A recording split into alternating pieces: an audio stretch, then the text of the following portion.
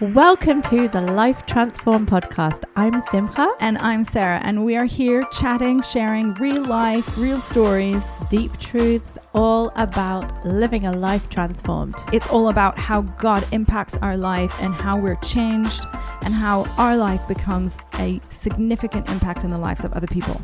We're going to be here every week for this season. So make sure that you subscribe and join the journey.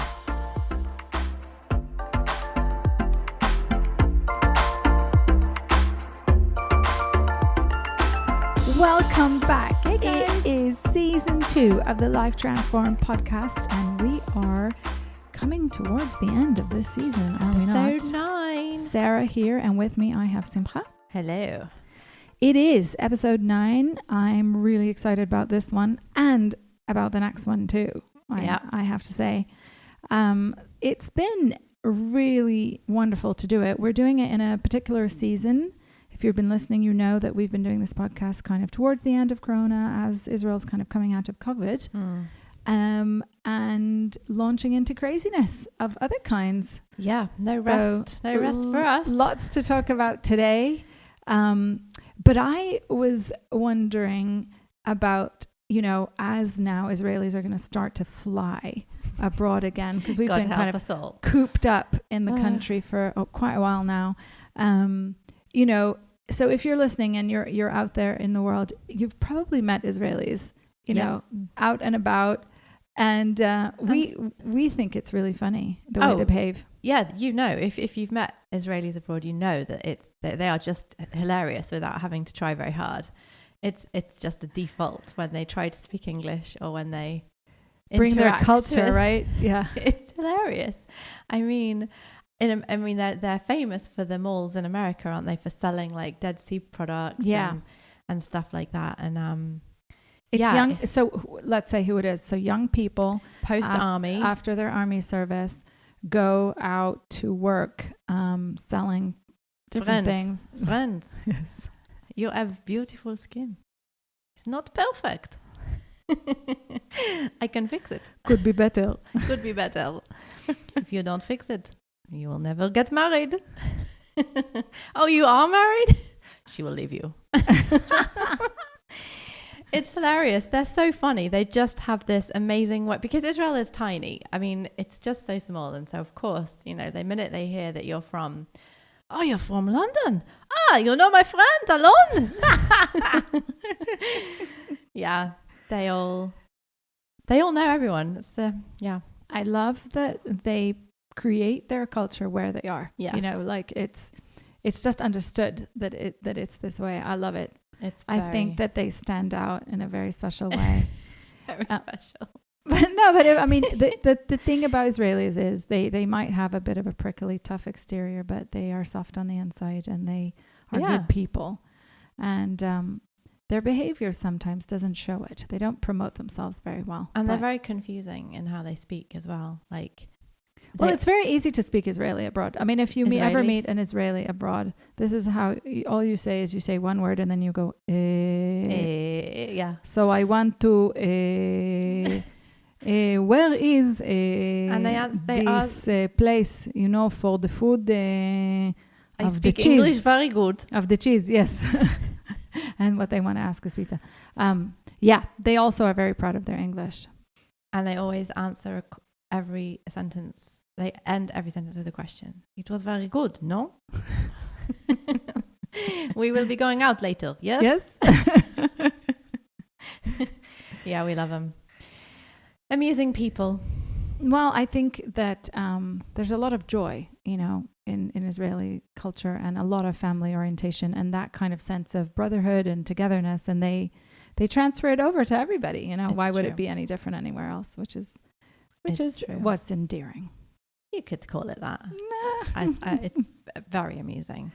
Yes. Could also be, a bit rude and in other ways presuming, but it's not rude though. I think one of the funniest it's things, unaware. It's completely unaware. It's a clash of cultures. Yeah. So as a Brit, I have watched friends from the UK coming in here and meeting my Israeli friends, and just the look of sheer horror and how very dare you?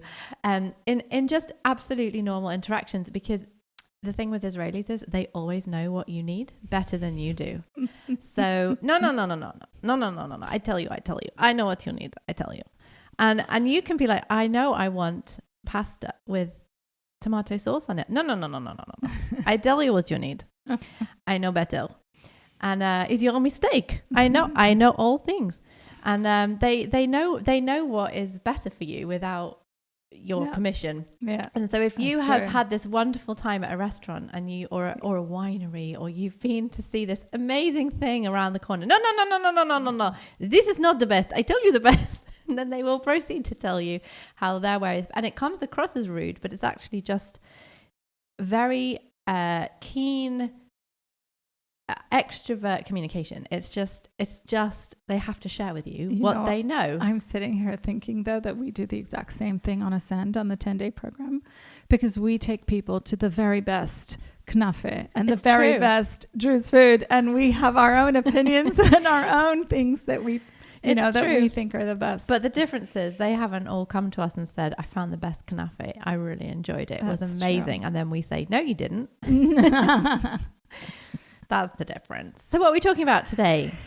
Today we are actually minor change of plan, because we had a different plan for this episode, didn't we? And things have emerged and developed even in this past week. And we thought that speaking about the things that are real and current are important. And I was just, praying this morning, and I thought this is really something that we need to talk about. And it's about the realness of fear and the reality of dealing with fear. Because I think that it's a natural thing, in that it's not natural from God, but it's something that we experience as humans, as people, in so many different ways, small and big.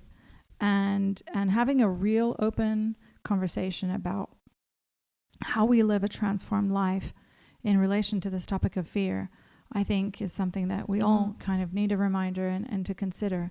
And I'm excited about what will come out of this conversation. Yeah, I think just to kind of fill you in on what's happening, because it actually probably won't be so on the moment current when this episode goes live. But for us today, in the past week, we have, we've exited Corona in the last more than week, but this is all still quite new, this reestablishing of normality and restrictions lifting. We've had a significant threat from a religious section of society against our community, and we've also launched into a airstrike, basically a war. It could for all intents and purposes could end up being a full-on war in the last 2 days with over 1,000 rockets barraging onto Israel. So it's been a very intense week of battles coming on multiple fronts, out of nowhere. Violence, rioting, shootings, all kinds of things going on around us. And the reality of it is fear is a real thing. Yeah. I think that I was really confronted by this idea, I think, of fear this week, because I'm experiencing it differently than I ever have before. I feel like for the first time, or I had to confront fear in my life in a different way this week. And I think that, I've grown up here. I've been through different experiences. I've never been afraid in terms of the security. And so I think that that's something that we can talk about and address. But I know that it comes from a position of strength for me.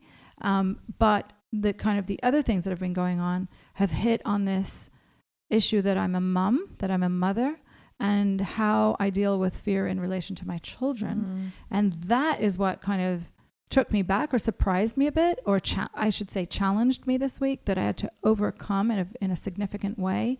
And so I think that just breaking it down to begin with on, levels and layers of fear and what that looks like. And then, just candidly speaking through how how we work through that and process through that. Because fear is very real. It's a very real thing, and it's a powerful force that the enemy uses in our life. And I think that it's important that we first acknowledge, what fear is and how it manifests in our life, so that we can kind of identify the places that fear, can operate in our lives, and what we do with that. And, different people that you meet suffer from different levels of anxiety or fear.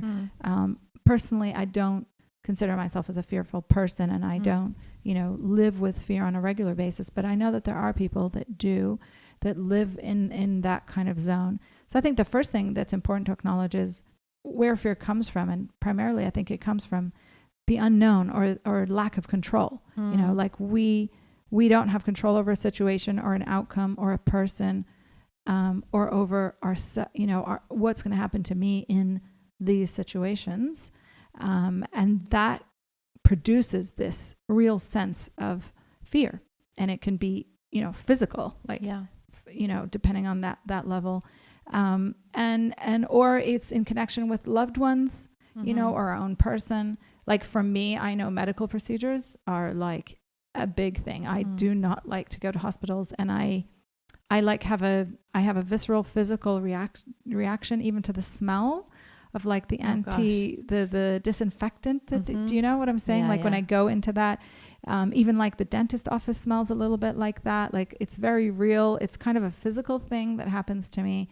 I think as a kid, I had like shots or something, and I was scared of the needle or something. I don't know, somewhere in there, like that thing kind of, I don't like doctors, hospitals, all this stuff, even though they're incredible and amazing and we need them. I just like, I'm afraid of what's going to happen to me physically, Yeah. I think, something that I've definitely, come across and heard and seen from friends across this pandemic season has been how it's pushed people, like it kind of has brought to the surface things that they may not have known were there. And I think even for myself, I've never experienced anxiety. I'm not a fearful person. My problem is definitely the opposite. I should be more fearful of some things. It would be healthy for me. But definitely in the middle of the pandemic, I remember experiencing that kind of anxiety that I didn't even know what it was, because I've never had it before. But just that it is the unknown, like you said, just not being able to affect anything. I couldn't do anything to change anything. And it was completely outside of anything I could influence or do or control, like you said. And it kind of just created this tension in my chest area, like my palpitations and breathing, and it just felt so tight and heavy, and I'd never experienced that in my life. But I think something that I was just reminded of when you were just talking about being a mum, for me, a very real fear that has come up in the last 10 days or so has been this confrontation with the religious community in our area who have discovered or figured out who we are, because we walked through such a long and drawn out and difficult battle over our right to be here in the country, and it was all led by that community, those people. And so having to confront that same thing again just brought everything up all over again. But I think something we both saw when we sat with our families was our kids' response to this fear, that we carried this fear far more than them. And their response was just like, oh, whatever. Oh, and they came up with these brilliant strategies of how we were going to defend ourselves. And I think your son had this idea of stink bombs, and they were like totally unfazed by this very real actual danger, because it can cause really quite a problem. And I think what we see is all the problems that this can bring, and what they saw was their own version of solutions. but also it was like, fine, challenge accepted. Like it was just, they were not fazed. They didn't, and I was really happy to see that we hadn't passed on this fear to them, and they weren't just fearful of that we weren't projecting it onto them, basically. I think you're bringing up a really good point, because there is this dynamic of fear that sets in from our own experiences from the past. And so, you know, when we have certain situations that we've walked through and we've seen what's happened, even if the outcome hasn't been terrible, I'll give an example in a minute of, you know, some things I've walked through with the same group. You know, we apply that fear to the future, to the next situation that we face. And for me, it's been, you know, worshiping in Israel. I have walked through ridiculous, dangerous situations trying to get into buildings or get into places and locations where we were worshiping, subjecting to severe persecution, violence, physical. I've had my own person attacked. Well, we've definitely been at events where the police has to come in to disperse the situation because it's become so violent and, you know, built up. Yeah, I mean, recently I was in an event where we had special forces coming in. I mean, like with full-on riot gear and everything. Yeah. And so, you know, when you see that, I think that you automatically assume the worst case scenario, and it's fair assumption because you've walked through something that's been very difficult or very, very painful. So for example, let's say, you know, you're a cancer survivor, and then, you know, we've had something like that also come up in our community. A woman who is a cancer survivor and then suddenly had a very bad result on a blood test, and, you know, you can just see it's palatable. You know, you can feel it, you can taste it, you can see that fear that sets in, and the conversations and the very real conversations, you know, that I was able to have with her about what this means, what it could look like, what it could mean. And I think that what we're trying to acknowledge by kind of opening this up is that fear is very real.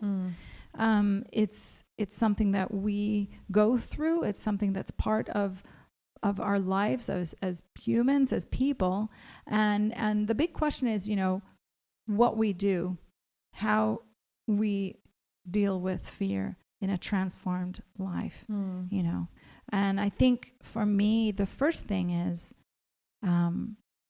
reaching that place of giving over the control to God.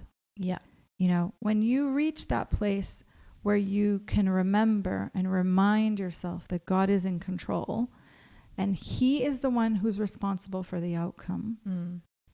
We've talked about this in season 1, about a pure heart and about the joy of surrender and about how we give our lives over. You know, I think that this transformed life, this journey that we're on, is about relinquishing more and more of that control over our destiny, you know, to God. Absolutely. I think going back to what I just mentioned in terms of this refacing this same spirit or this same, let's call it an enemy, just in inverted commas for the sake of this conversation, I think the thing that hit me in the face about it was exactly what you just said. It was, the fear was actually the fear of somebody else getting to control my destiny. And that was the process that we had to walk through in our journey to getting our papers to remain here, you know, sitting in front of these people who are in authority, who are telling me who I am and who I am not, and therefore what I can and can't do. Over and over again, you know, it takes a major toll on your confidence in who you are. It attacks your assurance of what you've heard from God, and it goes to the very core of who you are and what you're doing. And what it did for me anyway, that whole process, it really went to the core. And so this coming up again now with the same group of people and the same, okay, they were not attacking me personally, but it felt in the moment like I was sitting across the desk again from another one of these people who was again telling me what I am when I'm not, or what I'm not when I am. And it was the same spiraling. It's the lack of control, and it's the fear that somebody else is going to be able to affect my future. and they're going to be able to dictate my destiny. And I think what I didn't do in that moment was remember what actually happened in the end. And actually, again, like you said, I went to the worst case scenario. But actually, in our story, there was a victory. God did come through. We did have that, the victory at the end of the case. And I didn't think about that. And actually, those people did not get to dictate my destiny. They did not get to tell me where I can and cannot be because of who they think I am.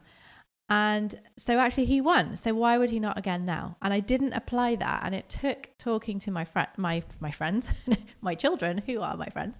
It took talking to my children and seeing their complete lack of fear to these people, because they do that. Oh, well, it's fine because we got our papers. It's fine. What's the problem? Why are you even worried?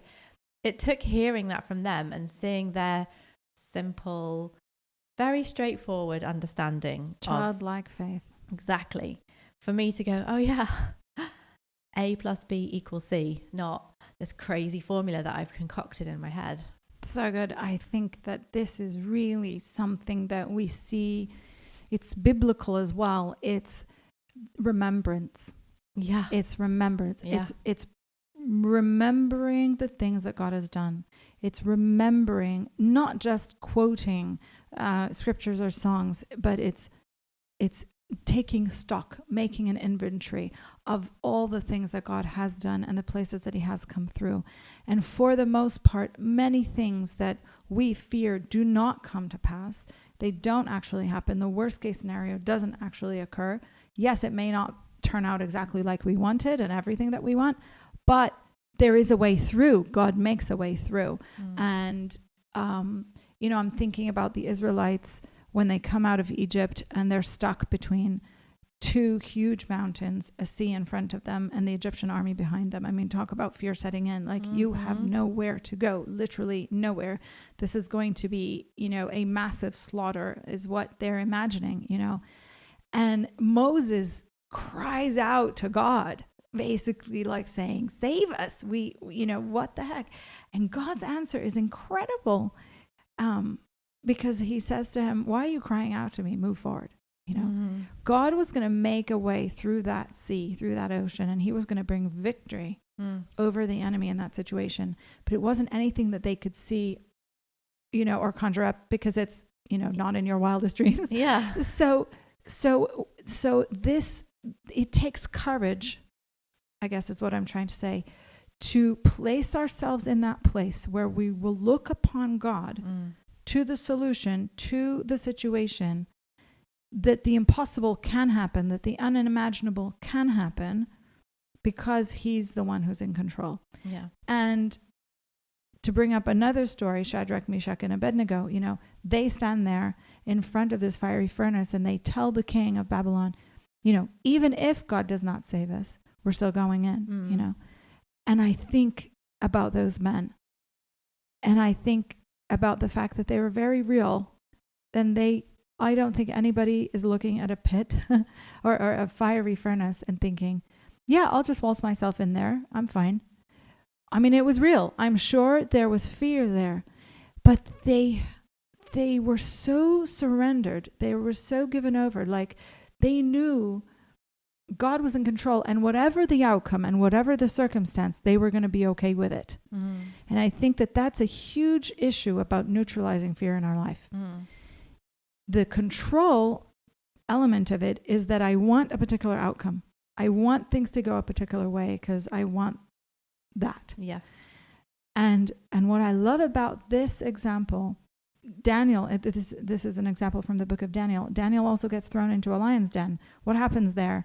Daniel goes in. I don't think he just, sat there entertaining himself on his iPad the entire night. Like, it was real. He was in there with lions, and he must have had fear going down into that pit. There was Daniel prayed. He didn't care, what the edict was. He was going to follow God no matter the outcome, and he must have had to count his life, as a price for his actions.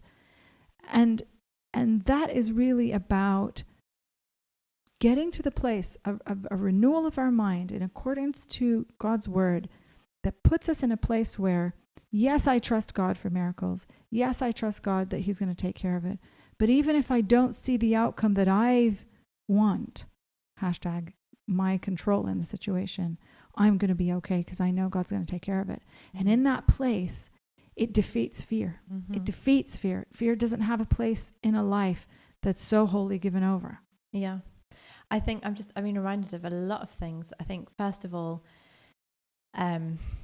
what you've just said about remembrance and almost like memorializing moments and victories. That is the entire Jewish faith. Like, can we just talk about that for a second? Like, the Israeli today, modern day culture is entirely structured on the remembrance of God's victories in their history. Like, that is the calendar. That's, that's what it's based on. And so therefore, maybe that's why they are, not particularly a fearful group of people. They can remember, they talk about you. People talk about it. I mean, even Fiddler on the Roof also, when they're kicked out of their homes at the end of the movie, spoiler alert, the first thing they say is, oh, it's just like Joseph, or, oh, it's just like the Israelites with Moses. Oh, it's just like, they have all these examples from their own history that they can pull from as an experience they can relate to, apply to what they're going through in that moment, and see the victory in it. And I think that's such an amazing skill to be able to, it's a skill to be able to do that, because you can spiral. I think it's like a spiritual muscle. Yes, it absolutely. And I think, it's funny that you were mentioned about hospitals, because I love hospitals. I wanted to be a nurse growing up. So, I love that smell. It's clean. Why would you not like it? But my fear is definitely to do with violence and fire and things like that, with my not being able to get to my kids and not being able to get my kids out of the way. But I think about that fear and how it's changed. My fear level has changed over the years. What I was afraid of when I was younger now is not relevant. It doesn't bother me, actually. And the things I'm afraid of today are very different. And I think, it's like you've just said, it's a skill, it's a muscle that you have to exercise, not the fear, but the counter fear. And I was reminded of David, when David stepped up to Goliath that day. I'm sure there was an element of fear. I mean, the dude was 12 foot tall or something. I mean, you don't see that every day of your life, especially when you're making a little errand. But I was just thinking, if David had not had experiences in the fields with the lions and the bears, and if he'd just been like, what we imagine in the movies with the slingshot and the Coke cans on the fence, that's his aim, then he would have been far more fearful of Goliath than if he'd never met a lion and a bear before. And I think it's very much the same in our own lives. Like, God knows what is coming, and he prepares us for it, and he gives us, and sometimes, maybe this is the right way to look at it. Maybe he gives us fearful experiences along the way to overcome them, so that we are not as fearful of things in the future. I don't know. What do you think? Well, I think it is a process of spiritual maturity, I think, is what you're trying to describe. So I don't know that God gives them to us, but when allows presented, allows. So the people of Israel, right? They come out of, just to continue the story, they come out of Egypt. They go through the desert. At the end of the book of Deuteronomy, God is giving them instructions about going in and fighting big enemies. They haven't had to do that. They've been whining most of the time and complaining, which is not the same as fighting at all. Nope. Deuteronomy 31:6, God says, "Be strong and courageous. Do not be afraid or terrified because of them. For the Lord your God goes with you. He will never leave you nor forsake you." And I wanted to bring that up because there's the element of terror, fear and terror, the terrorism, this whole idea of acts of terrorism. What is that? Terror is fear. And so there's a dynamic that sets in psychologically, okay? It's the psychology of fear. It's something that we create, in our own thinking, conjure up in our own thinking, about a situation or about something that's presented or about something that could or may happen. You know, that's what happened to us here this week. We got notified that there is potential mounting a serious and quite severe attack, you know, against us, and being falsely and wrongly accused in a very, very public way, you know, for where we are and who we are. And what it did was, nothing has actually physically changed right now, but it caused the psychology of fear. And I think that it's important to acknowledge that if we entertain fear, it will set up camp inside of our house, and it's something that we need to strongly oppose so that it doesn't set up camp. Because when fear sets up camp, it like burrows these tunnels, you know, into us, if you like, and ultimately it will need deliverance from our life. Like if you entertain fear and you continually kind of succumb under that, King David says, I sought the Lord and he heard me and delivered me from all my fears. Psalm 34:4. What did that mean? That means that there is this transaction that we can have with God where we give him fear and he gives us courage, where we give him terror and he gives us confidence, because he desires us not to be fearful, right? For God has not given us the spirit of fear, but of power and love and a sound mind. How many times is fear this thing that plays back, like this record that plays back in our mind over and over again? 2 Timothy 1:7. God hasn't given us fear. Fear comes from the devil. And so we need to rise up with courage and resist him. Resist the devil and he will flee from you. Fear is this arrow that he shoots at us, you know, on a very real and continual basis. And if we don't clock that and we don't understand that we're in a war, we cannot rise up and defend ourselves. But if we understand, and I think that that's the process that I had to go through this week with what's happened here, you know, in terms of the threats that are coming against us, very real. Like I said, it hit me more in connection to my children than anything else. Yeah. Because I know what could be coming our way and what they will go through, because I did as a child. So I know what persecution looks like, feels like, smells like. And so that's the kind of the fear that set in, and I've had to really confront it in my own self, to look at, am I going to give the enemy, the devil, much greater power than he really has, because he's been defeated already on the cross. It's finished. Or am I going to give place to God and to his plan and his protection and trust in that, come what may? Yeah. I think so good. I think just being sitting here thinking, but what's the root of that? But what's the root of that? But what's the root of that? And it ends up with being about identity. Like, where is your identity rooted? Because actually, if you're fearful of losing something, or something not going your way, or something changing, this is all temporary anyway, right? This is not where we live. We are just travelers passing through. We are not destined to spend eternity in our little houses with our little cars with these kinds of problems and this sort of fear. This isn't where we're headed. So, but if we're rooted deep into it, the fear of what we could lose in this moment is a very real thing. But if you can somehow set your sights beyond, I mean, one of my absolute heroes is Jim Elliott, who was a missionary to Ecuador, and he was called to a Amazonian tribe that lived there, and was actually martyred by them, which was an incredible thing, because his wife actually later went back to the same people that had killed her husband and ended up spending many, many years with them and seeing massive revival in this tribe. But one of the things that Jim Elliott was known to say was, he is no fool who gives what he cannot keep to gain what he cannot lose.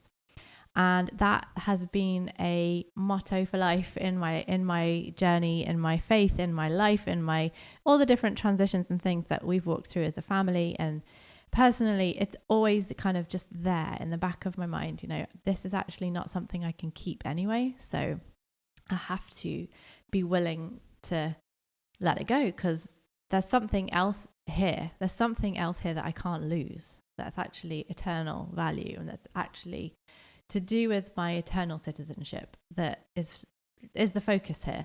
And I mean, there's that verse in Philippians that I love, Philippians 1:21, that says, for me to live is Messiah and to die is gain. And I think, well, that's quite a kind of stark way of looking at it.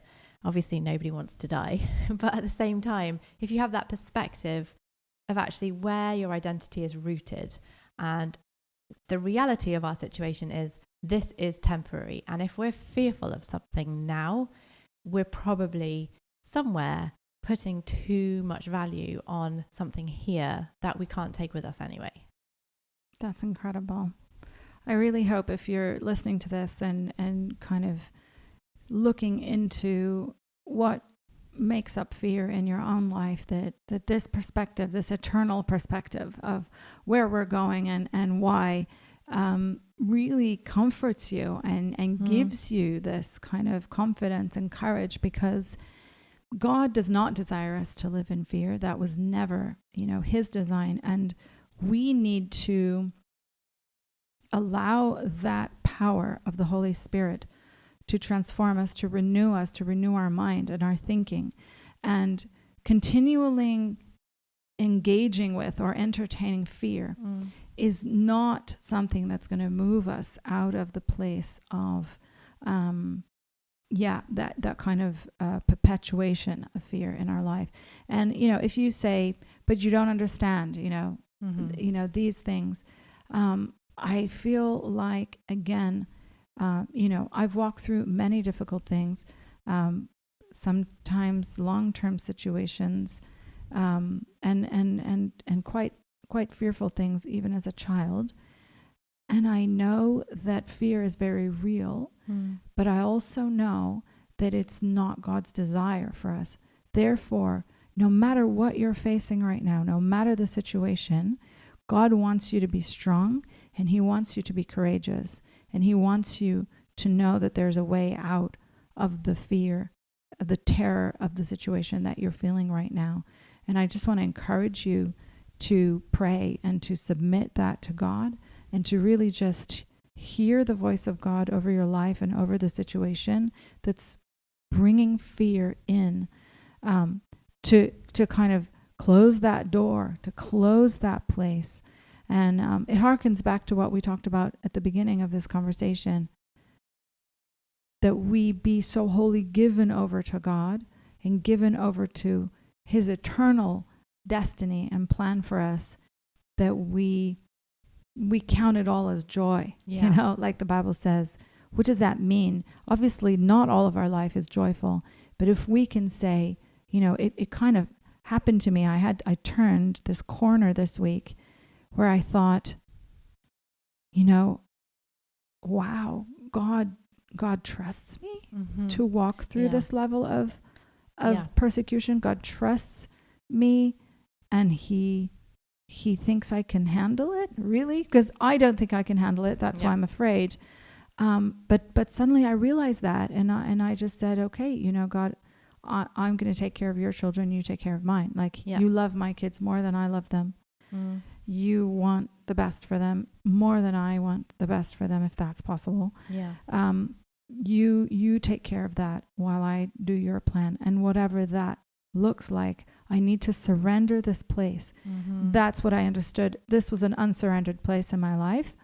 And I need to surrender that place to you, because your plans are good. Your thoughts towards me are good. And that's what kind of built that trust inside of me to say, hey, you know what? Come what may, I'm facing this with the Almighty God. And nothing except what he will allow in the situation is going to happen, period. No, I think it's really good what you just said. I was actually going to exactly bring that thing up is, you know, when these circumstances happen and these situations arise that are just so beyond us that we end up fearful, it's a great challenge in a good way, like time to skill up. Like, you know, it's time for an upgrade, because like I said earlier about us, our skill level, our muscles growing, and our what we're fearful of changes as we grow, and it's a maturity thing. It is totally about skilling up, and it is, God absolutely thinks we can handle this, not because we're amazing, but because our level of dependence on him has grown to a place where together we can overcome this fear. And he is not ever going to lead us into a situation that we're not equipped for, ever. That is not what he does. He just doesn't do that. You can see it in every story in the Bible. You can see it all over the place. He lets things happen to people who have been already equipped by him to deal with it. And I think if that's you, if you're in a situation where fear is a real problem and a real issue for you, there's two ways of looking at it. One is to blame God for letting this happen to you, or sometimes making this happen in your life.